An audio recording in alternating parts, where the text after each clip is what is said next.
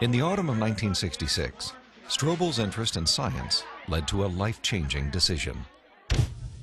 I can take you back to the exact spot where I was sitting. It was in the third floor, overlooking the asphalt parking lot. I was in the second row, the third chair from the front, when my biology teacher recounted in great detail this experiment that had been conducted in the early 1950s at the University of Chicago.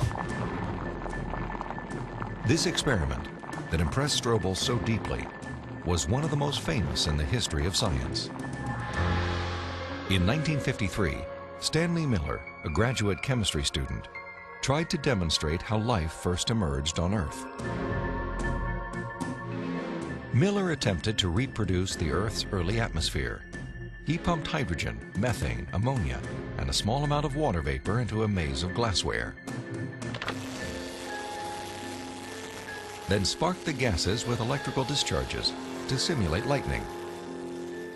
After 5 days, he discovered what he had hoped for: a few simple amino acids, the basic building blocks of living organisms, had collected in the dark residue at the bottom of the glass. Many hailed Miller's experiment as proof that essential components of life could have formed in the oceans of the Earth billions of years ago. The philosophical implications of Miller's experiment were instantly obvious to me. And for me, it was a eureka moment, because I heard this and I thought, wait a minute. If you can show scientifically that life can emerge without any outside assistance, if life can emerge just from naturalistic circumstances, then God was out of a job. From there, the acceptance of Darwinian evolution, and full-blown atheism for that matter, was pretty easy. Because if living organisms could emerge by themselves out of this primordial soup without the assistance of any kind of a god or supernatural intervention, then they certainly could develop naturally over the eons into more and more complex creatures, just as Charles Darwin theorized in his book On the Origin of Species. As Stobel embraced Darwinism and its atheistic implications, he was surprised to discover that many Christians believed their faith was compatible with Darwinian evolution. There's no way you can harmonize neo-Darwinism with Christianity. I could never understand Christians who would say, well, you know, I believe in God, and yet I believe in evolution as well. You see, Darwin's ideas about the development of life led to his theory that modern science now generally defines as an undirected process, completely devoid of any purpose or plan.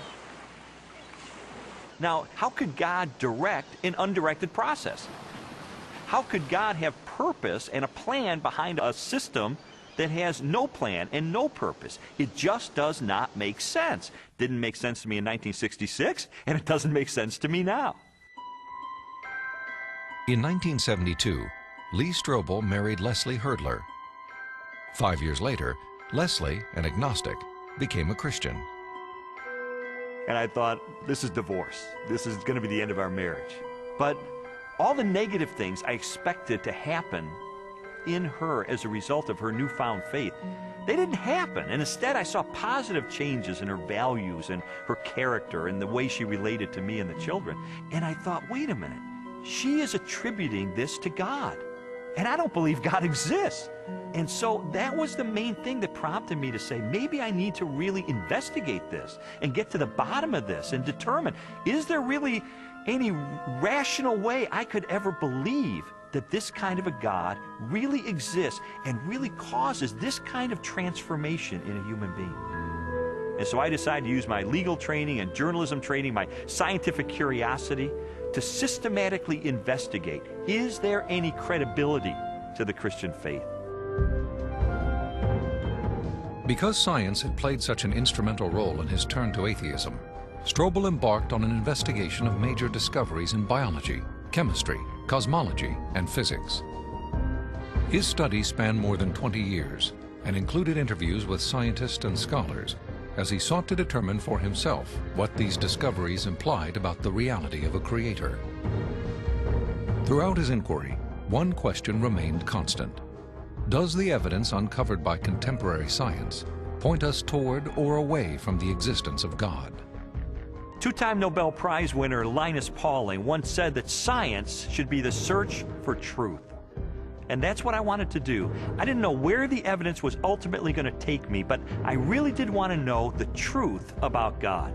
And what I found shocked me and it stunned me.